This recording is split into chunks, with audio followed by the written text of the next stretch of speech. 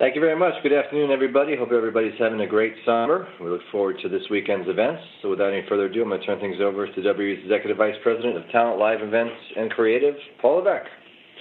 Thank you, everybody, for being here today, for being a part of this call. Really excited about NXT returning to the Barclays Center in Brooklyn this Saturday night. Hard to believe that it's the fourth time that we are there with an NXT Takeover, and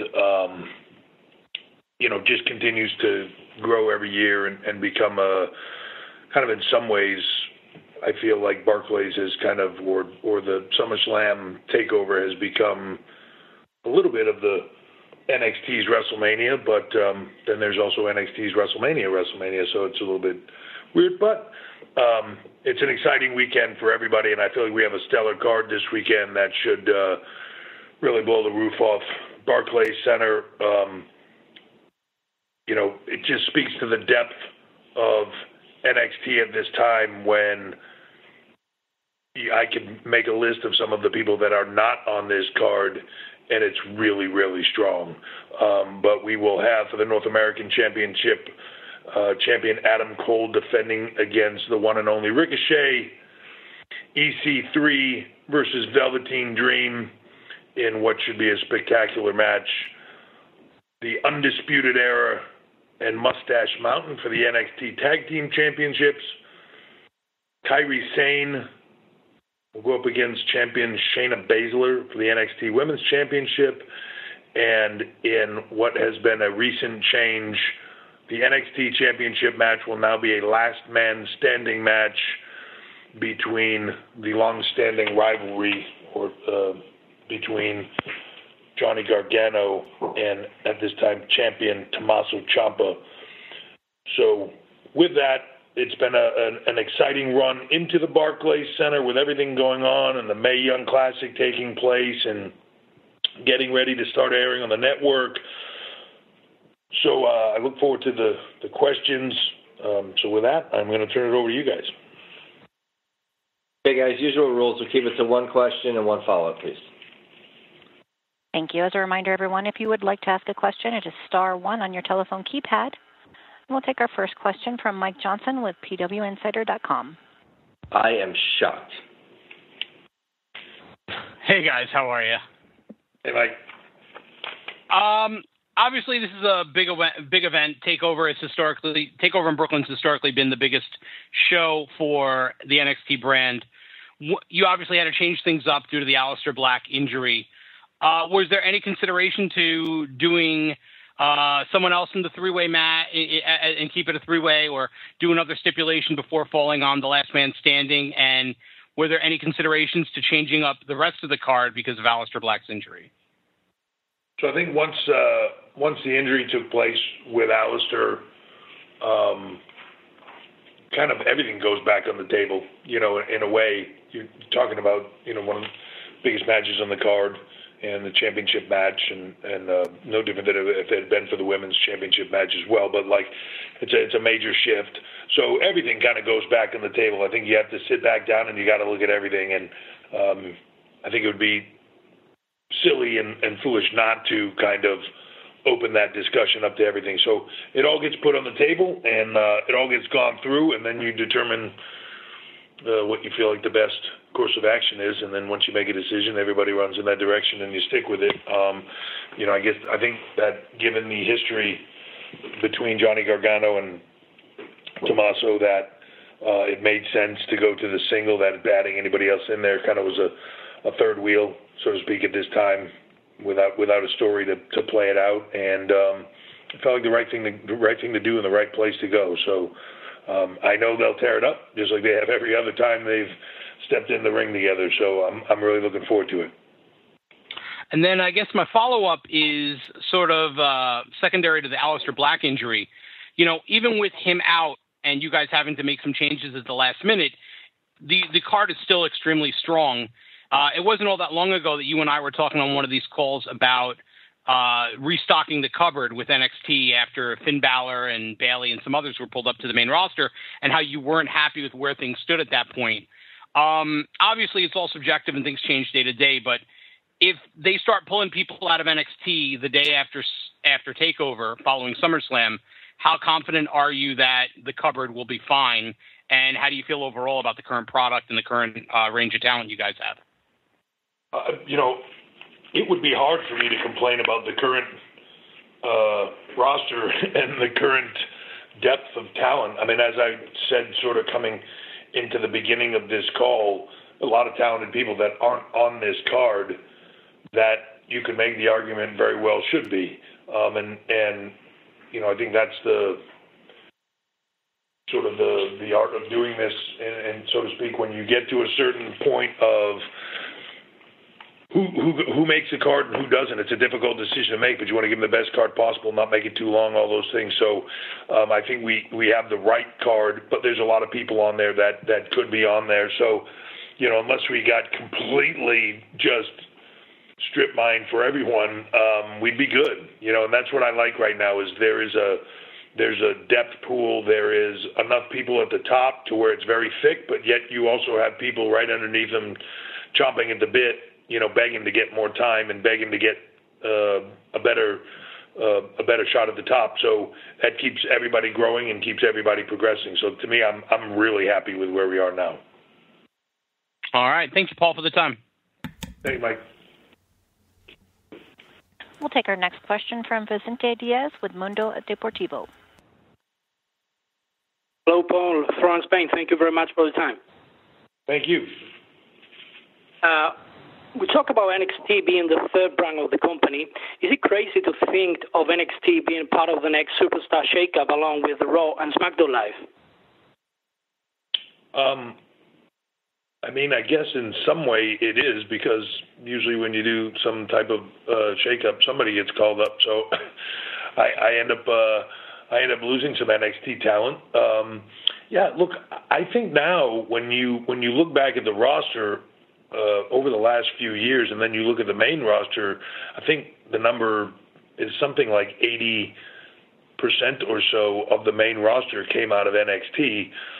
So there are a lot of talent in there that wouldn't even be a stretch to come into NXT if they were on the main roster and they came back to NXT. It wouldn't be a big stretch. And I think when you've seen in the last few weeks, every now and then, in an effort to give people surprises and constantly keep things fresh, we've had live events where we've brought the Revival on, and we've had live events where we've brought Tyler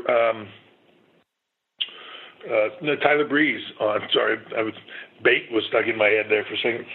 Tyler Breeze on, and those kind of surprises and shocks, but people love it, and it's like old home days in a way. So I do think that you could see that happen very easily, and I don't think it would be a stretch for people to consider that being a possibility. And finally, is there any particular change? We're talking about NXT, obviously, and the way it is portrayed today and the way it's going to be next year with the Fox TV deal? I'm sorry, you're asking how it will be seen, or? Yeah, if there's going to be any changes, and maybe we see NXT on Fox TV as well.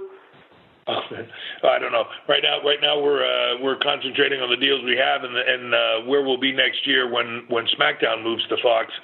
But I think it time tells and time will see. I think right now NXT is a very good home on the network. People seem to enjoy it, and but who knows? I would never want to say never, especially around here. Okay, thank you so much. Thank you. We'll take our next question from Brian Fritz with Sporting News. Hey, Brian. The WWE pay-per-views, as we've seen lately, have begun going longer. And some of the NXT shows, while you're not adding a lot more matches, the shows have gotten a little bit longer.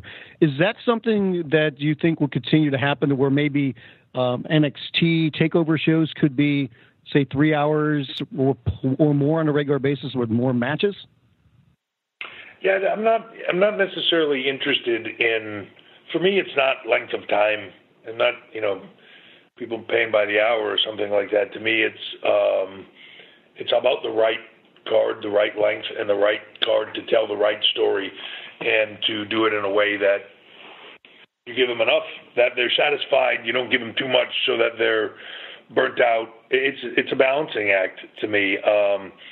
So at least for NXT, for me, because that decision is mine, it's just really about what works for the card. And I take the card that we have. I don't want to pigeonhole something into the card that doesn't need to be there. I also don't want to give somebody more time than they need to tell the story they need to tell, or less. It's about giving them the right product.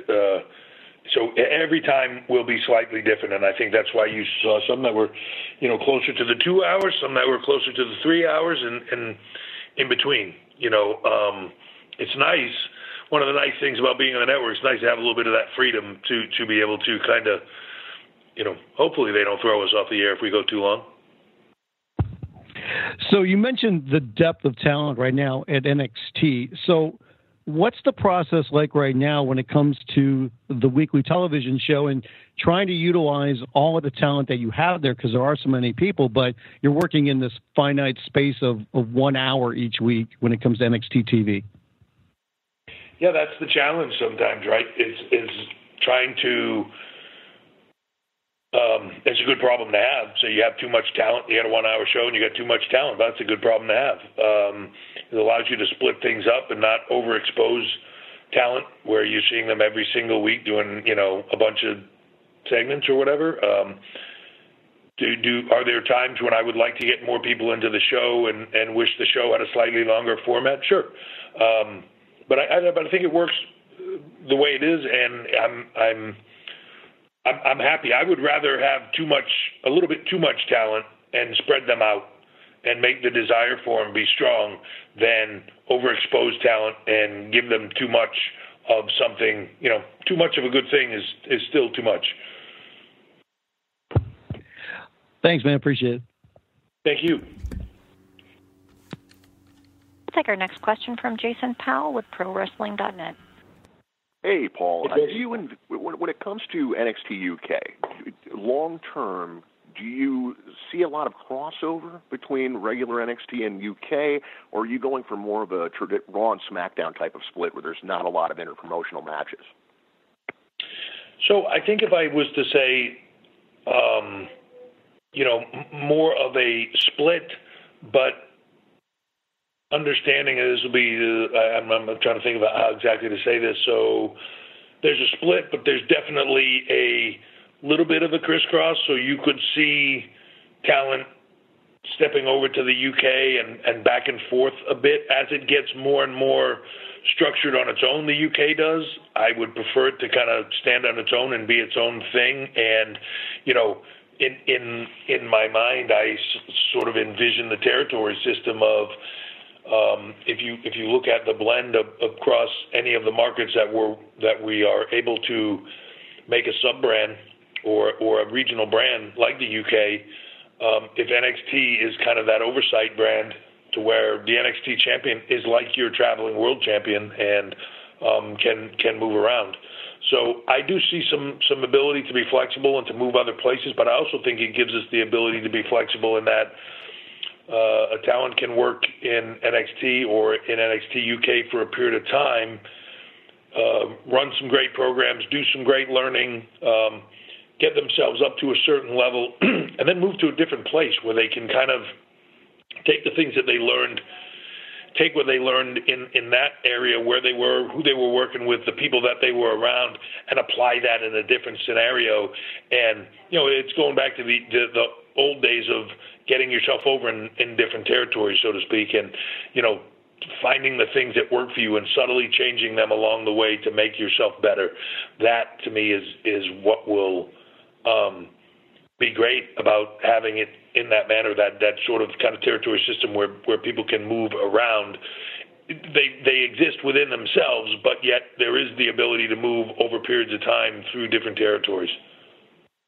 And a follow-up on UK, a guy who seems like a natural fit for this and is still under contract to the best of my knowledge is Neville. We haven't seen him on TV in a long time. Can you shed any light on what's happening with him these days?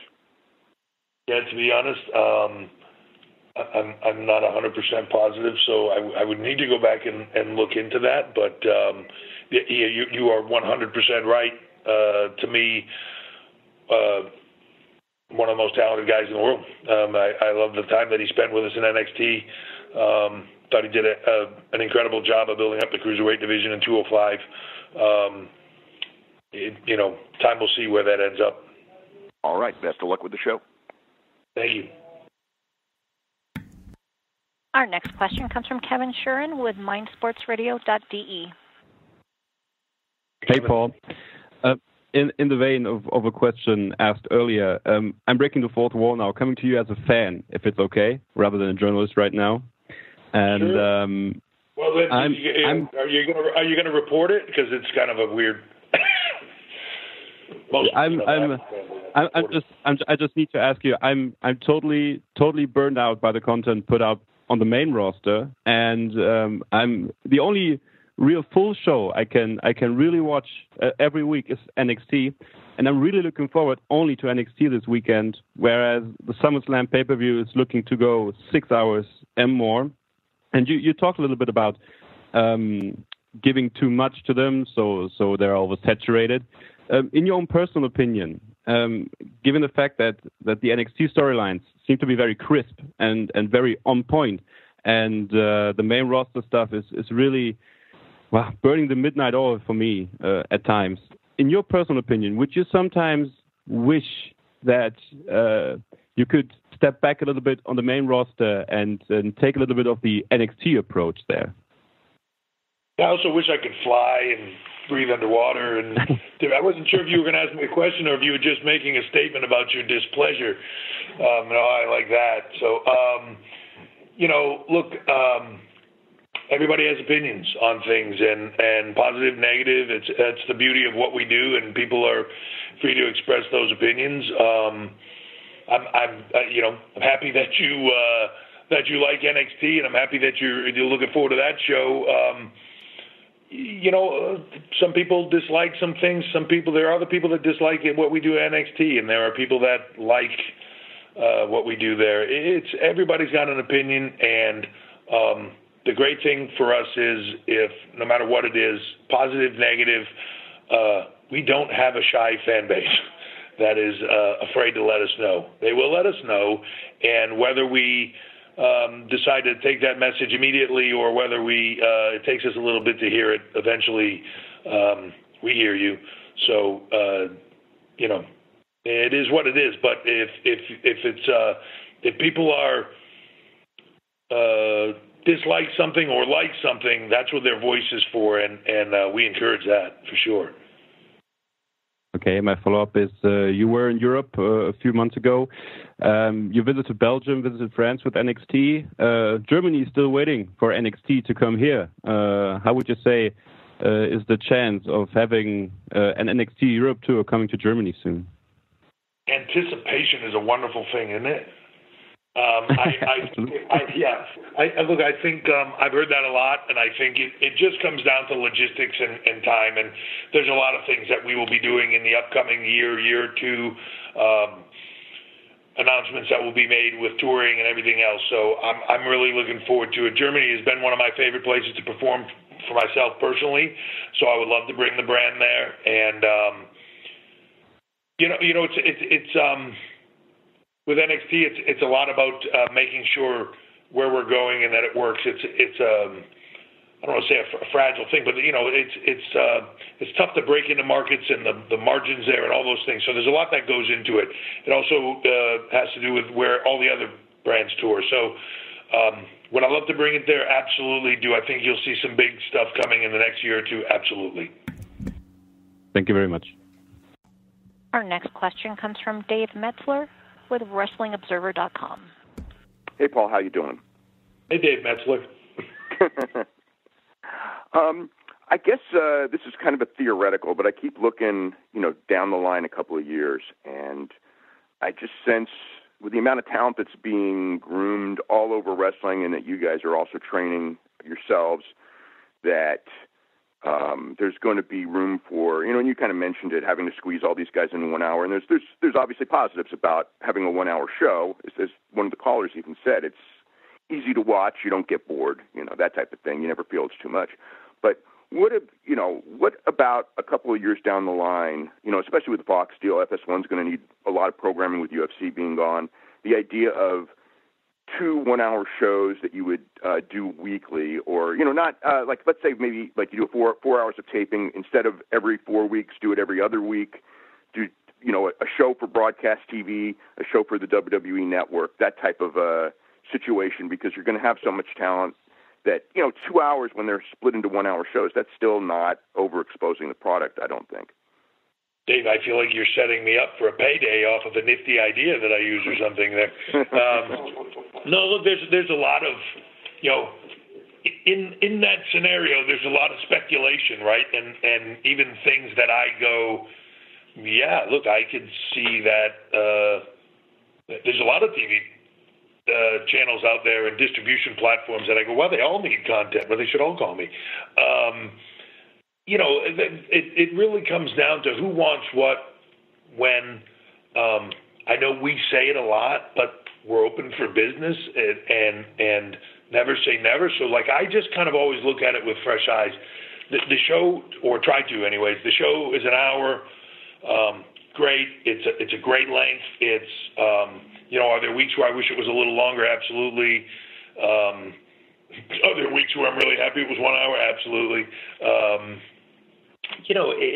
I think it just comes on to where the right fit is at the right time. And a lot of that is just kind of going on your guts, right? Like, so we have a lot of talent, we have some time, we have the ability to shoot this, and as technology changes, those costs of shooting come down, hopefully, and, you're changing how you do things. So there's a lot of opportunity there. I don't ever want to just look at any of our programming, this is me personally just speaking, and say, well, this is just how we do it. This show is this long, this show is this long, and it sits here. This show is that, it sits here. Like, it should constantly ebb and flow and change a little bit and morph with the times and all those things. So I think as we move forward, once, like as you asked about Fox, once we get into the Fox deal, certainly as we begin to get closer to October of next year, we'll be all beginning to have conversations, and we'll see what those conversations bring up. We'll see where it should be, how long it should be, all those things, but everything is on the table. And sort of follow up on that, as far as like the production and everything like that, because you're going to be going, instead of on a Monday, Tuesday, which is kind of an easy, I don't want to say easy because nothing's easy, but, the Monday, Tuesday schedule, sometimes Sunday for shooting TV every week. And you're going to a Monday, Friday, and NXT might be a Wednesday or a Thursday. Would that, when I'm talking about an idea of shooting every other week as opposed to once a month, does that factor into it as well? That now instead of one trip and a drive on Tuesday to the next town when you're doing TV, you're going to be Monday, fly home, Wednesday, fly home, Friday. It's like, on your own thing when you need to train and work. You know what I mean? Yeah. Thanks for pointing out all the problems we have upcoming, by the way, also. Thank you. Well, there's problems. This is the logistic nightmare. All the wonderful things, and Vince will say here, they're all wonderful opportunities. And they are, and it's the truth is, yeah, we're changing the way the shows come out, right? So there's a Monday, Friday, that changes everything. It really does. It changes trucks, it changes routing, it changes, the 21 trucks that go to TV every week. Where do they go? How do they get to the next place? What is the routing differences of all? It changes everything. So we are in the process right now is, look, once we knew that deal with Fox was a done deal, and here we are. Okay, now we got a lot of planning to do. We're not just sitting around waiting for next October to come. We have a lot of planning to do, and a lot of planning that it's dominoes. You move one piece and all the other pieces shift. So it will, in some ways, fundamentally change a lot of our business, and we have to really deeply look at that. But that's a wonderful opportunity, as we talked about earlier, to say, hey, how do we reinvent ourselves? How do we reinvigorate ourselves? How do we, we've always done this because of the Monday, Tuesday situation or whatever that is, but now we have an opportunity to do something different. There'll be some huge positives to that. There'll be some things that are tough to get past, but it's every now and then you get this opportunity to go, all right, like, let's just start with a blank canvas and and see what we come up with. And that's kind of where we're at, and it's really cool. Just one real quick thing also. Do you have any kind of update as far as like time off and the injuries of Tegan Knox and Aleister Black? So I don't necessarily on Aleister. I think it's a little bit of a time thing right now. And then, I think that'll also depend on one injury, two, how do we want to play out the whodunit, so to speak, part of creative storyline. So that'll be a little bit of the equation there. Tegan, geez, the poor girl. I mean, with Mae Young last year and the injury, she had the ACL injury, and just so happy for her, right? She makes the full recovery, go to come back, and everything is going great. And I mean, without getting into every single decision of the booking, it was in probably the most heartbreaking manner it could have happened. And I don't recall. I'm sorry if you were there that night, but for the people that were there, I mean, and you'll see it on TV, but it was dead silent in that place. It was a really unique thing. Like when she got hurt, it just shut everything down, and I feel like everybody could just feel her heartbreak. And there was like a moment where it was the roar of the crowd, and then it was deafeningly silent, and you could just hear her in the ring sobbing. But it's a tough thing. But I will say this. I spoke to her right after. Obviously, she was devastated, and I called her a day ago just to see where her head was at, and she is as positive as could be, and is just like, Liz, I told her that night, bump in the road. She agreed, said it back to me, and just said, now I'm just focused on coming back. I wish it didn't happen. Sucks, but here we go, and I'll be back better than ever. So that's the attitude you need. Is it something she's going to be out for a while for? Absolutely. She got a big road ahead of her. But she'll use it wisely like she did the first time, and she'll come back better. Okay, thanks very much. She's an amazingly talented girl, got a bright future. This isn't going anywhere. Cool. We'll take our next question from Neil Docking with Mirror Online. Hey, Neil. Hi, Paul. Hey, good to speak to you. Last time out at NXT Takeover Chicago, we saw an incredible tag team bout, Undisputed Era versus Oney Lorcan and Danny Burch. And this time around, we've got Mustache Mountain challenging Undisputed Era. Can you tell us your thoughts on the qualities of Tyler Bate and Trent Seven, and whether their tag team title match can live up to that high standard? Well, I don't know if you saw the other the Mustache Mountain versus Undisputed Era matches they've had. When Mustache Mountain won the title from the UK, and then the return match. Wow, just incredible. And I think that yes, you're correct. Oney and Danny stepped into their own. Oney came out of that with an injury and is just about getting ready to come back. But Mustache Mountain clearly stepping into their own, and if this match at Takeover is anything like those other two, which, knowing all of those talent in the ring, they're not going to be satisfied with it being as good as the ones that they had. They're going to want it to be even better.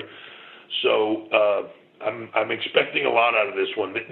The difficult thing for me looking at this card, and I feel like sometimes I say this a lot with NXT, but I look at this one, and it's really hard for me to go through this and say, what do I think the match of the night's going to be?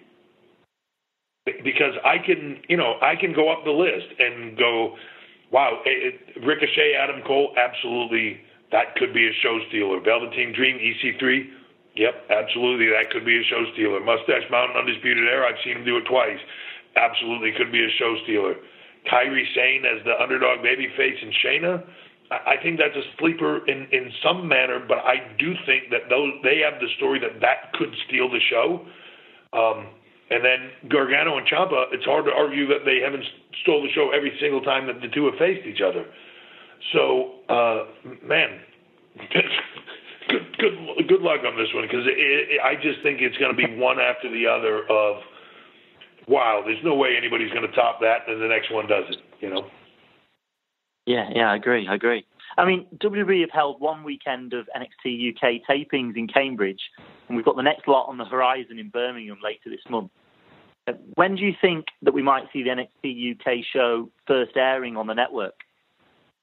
Yeah, so I was asked that earlier, and right now all I can say is I should have an answer for that in the upcoming weeks.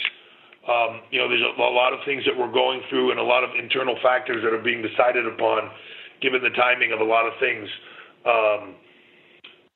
With our rights deals and everything else, the timing of everything. So hopefully within the next few weeks, that answer will be here for everyone. And I said it before, and I hate not giving people answers on that stuff, but I can tell you this: I've seen what I've seen. It's worth the wait. All right, great. Thank you. All right, guys, 2 more outlets, and then we'll wrap the call. Our next question comes from Jim Barcelone with the Miami Herald.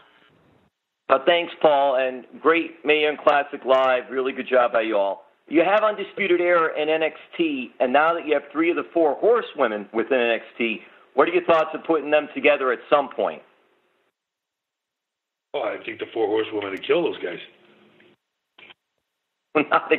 Not against each other. Oh, yeah. No, they beat the tar out of them. Look, anything's a possibility, right? Where everything pans out and creative decisions. We'll see where it goes down the line.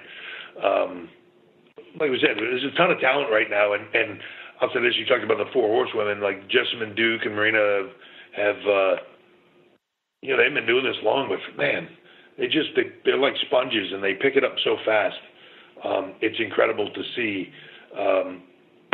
And again, talking down the line of the creative and how many talented people we have. I mean, you were there for the Mae Young Classic.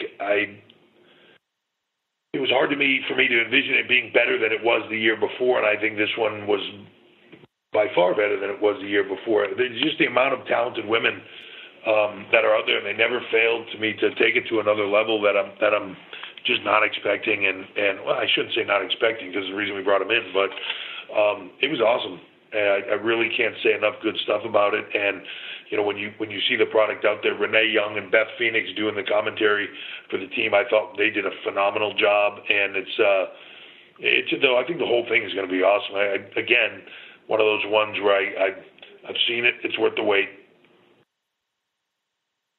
Paul, media attention has grown with WWE and NXT, and conference calls after big NXT shows that you're doing, which are good. Is the next step doing post-show press conferences with talent, too, like UFC or boxing does after big events? If you have a big event and there's enough media at the show, and then streaming that live on WWE Network? Yeah, again, I think a lot of things on the table. We try stuff, even when we did the first post sort of press conference deal, it's kind of like, hey, let's try this and see if everybody digs it and if it's meaningful. And it was, and everybody liked it, and we went from there. It could potentially be. Sometimes it's nice for the talent just to be able to finish what is a very stressful and busy day and to just say they're done. And but also having that access for press and everything else might be meaningful as well. So it's an idea that's on the table, and we'll see where it goes. And then if we do it and we try it and it works, great. If it doesn't, okay, we won't do it again. But we sort of kind of did it in the UK when we were there this last time as well. Shawn and I did some. Shawn Michaels was there, and we did some original earlier pre-press, and then after the show we did a little bit, and then we made Pete Dunne and some talent available as well, and it worked well. So we'll see. Thank you, Paul. Yeah, thank you. Okay, this will be the last one. We'll take our final question from Christian Bruns with Power Wrestling. Hey, Christian.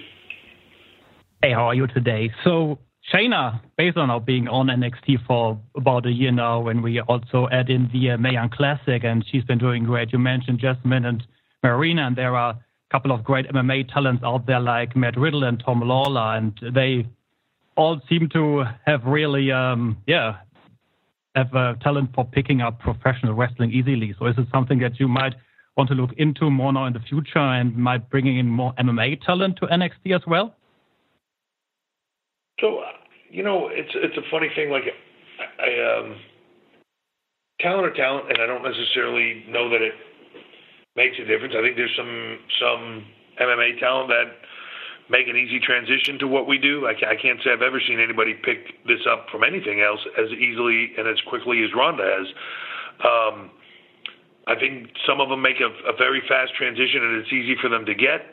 I think others struggle with it, no different than any other sport or athletic endeavor. So, we'll continue doing what we do, and that is looking for the best athletes and entertainers from around the world. Doesn't matter what sport or what athletic event or endeavor they come from. To me, if they show a propensity to this, they have a big personality and want to perform, then I'd love to give them a shot. So it's looking everywhere. I think you do see a lot more.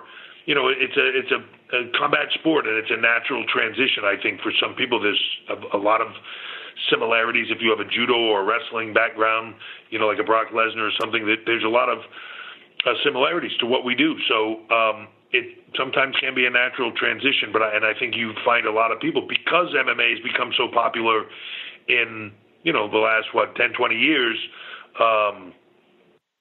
You see a lot of people giving it a shot, but then also saying, well,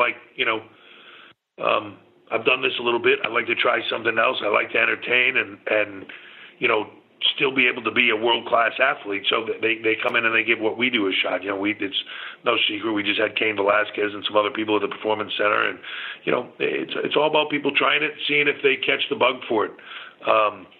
This is one of those businesses, to me, WWE, where you have to love it to be really good at it. It's got to become your passion, because it's difficult. It's a lot of work, physically very daunting and taxing and everything else, and the schedule and all of it. So you have to really love it. So you see some talent that come in and they give it a try, and it's they like it. Seems like something they'd like to do, but their heart's not in it. They'll never make it. The ones that really you see that light bulb go off shortly after they start, and all of a sudden it's everything to them, and it's a passion for them, and they love it. And those are the ones that will make it.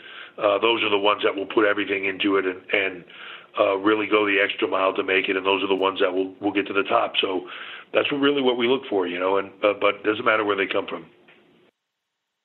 Yeah, and one follow-up on the Mae Young Classic. Last year you released all the episodes within, 2 weeks, and it was really hard for fans to watch all the shows when they wanted to see the finals live after the SmackDown last year in Las Vegas. So how did this work out for you? I guess you get all the numbers, all the data, and you're going back to the weekly format now this year. Is it something that it didn't work out so good last year, or are you doing it now because then it will peak with the evolution and the finals going on there? Yeah, luckily for me, analytics and numbers aren't my strong suit, so I let other people figure that out. But yeah, last year they chose to batch release it. I think it was an experiment to see how it did. I don't think it performed as well as people would have liked it to. I think, well, I shouldn't say it didn't perform. Over the long term, it did. And there's a difference with the network, because when you put something out in its original airing, how many people watch it in that moment, and then how many people consume it within 3 days, how many people consume it within 7 days, and then there's kind of that big long tail of lifetime views, right? People will go back and, I'm sure this year, right before we air this Mae Young Classic, people will go back and watch last year's and kind of try to, oh, right, I remember this, and go through it and try to catch up on last year's to get to this year. So, there's a long tail to those things. So we have a whole team of people that break down those analytics and say, let's do this, let's do that. Here's where this should sit. Here's the best lead into it. Here's how we're going to do it. This year it will, bracketology will start on the Wednesday, August 29th. So on the 29th, right when NXT is over, that bracketology will air, and then it will start weekly after that. And the show will air weekly after NXT. It's a great lead-in. And but again, it's not who watches it just in that first moment. It's the 3, 7, and then the long tail. So people with the analytics background, much smarter than me when it comes to numbers, make those decisions, and we just try to make the best content we can and put out the best cards and the best product. So where they put it is their call. Perfect. Thanks for your time today, and very much looking forward to Saturday's show and all the great broadcasts coming up over the next couple of weeks. Thank you very much. I appreciate everybody's time here today to talk about this. I always appreciate the interest in these calls and the takeover in general. Appreciate the interest in the UK as we continue to build that brand there for not only the UK fans, but fans around the world, because I really do think the style is slightly different, but I think it doesn't matter where you live, you're going to love that product.